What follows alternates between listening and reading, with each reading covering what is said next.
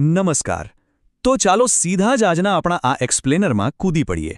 આજે આપણે એક એવી દુનિયાની સફરે જવાના છીએ જે કદાચ તમે અગાઉ ક્યારેય જોઈ નહીં હોય. આફ્રિકાના ઇથોપિયામાં વસતી મુર્સી જનજાતિ. આપણે તેમની ઓળખ, તેમની અનોખી પરંપરાઓ અને હા, કેટલાક એવા વિરોધાભાસો જોવાના છીએ જે કદાચ તમારું મગજ ચક્રાવે ચડાવી દેશે. આ કોઈ સામાન્ય વાતો નથી હો. આ એક એવી સંસ્કૃતિની વાત છે જેણે ખરેખર આખી દુનિયાના સંશોધકો અને ઇતિહાસકારોને અચંભામાં મૂકી દીધા છે. હવે જુઓ, મૂળ સ્રોતોમાં એક બહુ જ ચોંકાવનારો દાવો કરવામાં આવ્યો છે. સાંભળજો, આ જનજાતિમાં જન્મ લેવો એ સ્ત્રીઓ માટે એક શ્રાપ છે. આ શબ્દો સીધા જ આપણું ધ્યાન ખેંચી લે છે, બરાબર ને? પણ શું ખરેખર આવું છે? શું કોઈ પ્રથા એટલી હદે પીડાદાયક હોઈ શકે કે બહારની દુનિયા તેને સીધો શ્રાપ જ કહી દે? આજના આ સત્રમાં આપણો હેતુ માત્ર અનુમાનો કરવા પૂરતો નથી, પણ આ દાવાની પાછળનું અસલી સત્ય અને ઊંડી સાંસ્કૃતિક હકીકતોને એકદમ તટસ્થ રીતે જાણવાનો છે. પણ આગળ વધીએ પહેલાં બેઝિક્સ ક્લિયર કરી લઈએ. મુર્સી જનજાતિ આખરે છે કોણ? તો તેઓ આફ્રિકાના ઇથિયોપિયામાં આવેલો એક સ્વદેશી સમુદાય છે. દુનિયાભરમાં તેઓ તેમની અત્યંત વિશિષ્ટ સાંસ્કૃતિક પરંપરાઓ, એકદમ નોખી જ ઓળખ અને જીવન જીવવાની પારંપરિક રીત માટે જાણીતા છે. જરા વિચારો, આધુનિક દુનિયાની આટલી બધી ભીડભાડ અને ઘોંઘાટથી સાવ દૂર આ સમુદાય આજે પણ પોતાનું અસ્તિત્વ ટકાવીને બેઠો છે. આ બેઝિક હકીકત મગજમાં રાખજો, કારણ કે આગળ જતાં આ જ આપણને વધુ ઊંડી વાતો સમજવામાં મદદ કરશે. તો ચાલો હવે તેમના સૌથી ચર્ચિત પાસા તરફ જઈએ.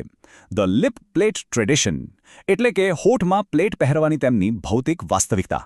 હવે આ જાણીને મનમાં તરત જ એક સવાલ થાય કે ભાઈ, આફ્રિકાની આ મુર્સી જનજાતિની સ્ત્રીઓ શા માટે તેમના હોઠ વીંધે છે અને તેમાં આટલી મોટી ડિસ્ક કે પ્લેટ પહેરે છે? આપણા જેવા બહારના લોકો માટે આ જોવું કદાચ શારીરિક રીતે પીડાદાયક અથવા થોડું અજીબ પણ લાગી શકે છે.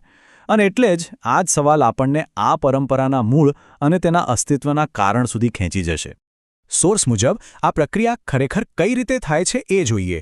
મુખ્યત્વે આના બે કઠિન તબક્કા છે. પહેલું, નીચેના હોઠને વીંધવાની પ્રક્રિયા, અને બીજું, તેમાં લાકડા કે માટીની મોટી ડિસ્ક બેસાડવી.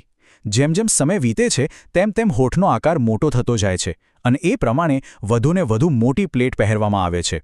આ કોઈ સામાન્ય શારીરિક પ્રક્રિયા નથી, આ એક બહુ જ ઊંડી સામાજિક વિધિ છે. પણ મુખ્ય સવાલ તો હજી ત્યાંનો ત્યાં જ છે ને, કે આવું શા માટે? એનો જવાબ આપણને અહીં મળશે. સુંદરતાનું પ્રતીક અને તેમનો પોતાનો આંતરિક દૃષ્ટિકોણ.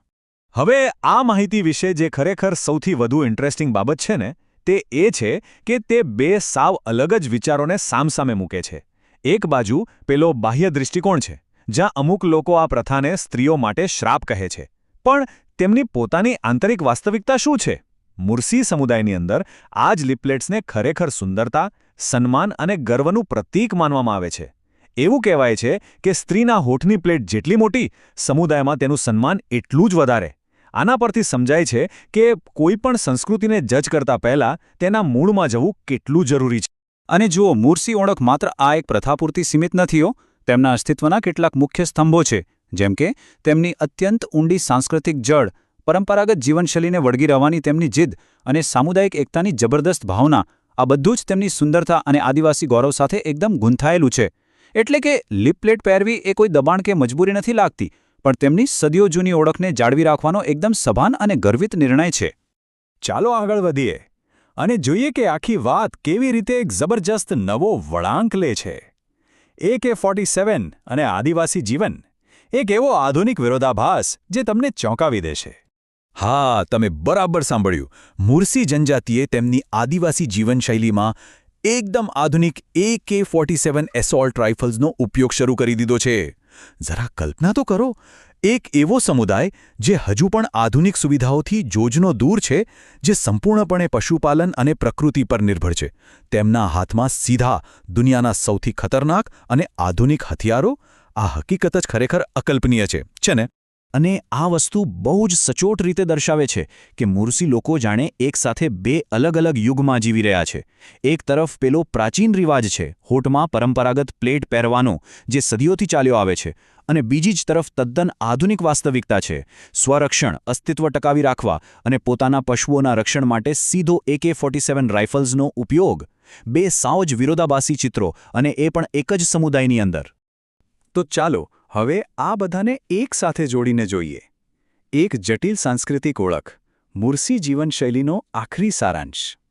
તો અત્યાર સુધી આપણે જે સમજ્યા તેનો સૌથી મહત્વનો મુદ્દો એ છે કે આ મુર્સી જનજાતિ જે ઇથોપિયામાં વસે છે તે મુખ્યત્વે સ્ત્રીઓની લિપ પ્લેટ માટે જાણીતી છે.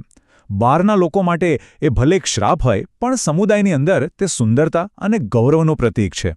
અને આ બધા વચ્ચે સૌથી મોટો ટ્વિસ્ટ એ છે કે તેઓ રક્ષણ માટે સીધો આધુનિક AK-47નો ઉપયોગ કરે છે.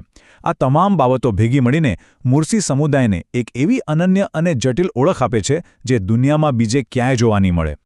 અને છેલ્લે એક બહુ જ ઊંડો વિચાર માંગી લે એવો સવાલ ઊભો થાય છે. આપણે એક એવી સંસ્કૃતિને કેવી રીતે સમજી શકીએ જ્યાં ગૌરવના પ્રાચીન પ્રતીકો અને અસ્તિત્વ ટકાવી રાખવાના આધુનિક શસ્ત્રો બંને એકદમ સાથે સાથે ચાલે છે? શું આપણે કોઈપણ સંસ્કૃતિને માત્ર આપણા પોતાના આધુનિક દૃષ્ટિકોણથી જોવી જોઈએ કે પછી તેમના વાતાવરણ અને સંજોગોને સમજીને એકદમ તટસ્થ રીતે જોવાનો પ્રયાસ કરવો જોઈએ? આ એક એવો સવાલ છે જેની સાથે હું આજે તમને વિચારતા મૂકી જાઉં છું. આજના એક્સપ્લેનરમાં મારી સાથે જોડાવા બદલ તમારો ખૂબ ખૂબ આભાર.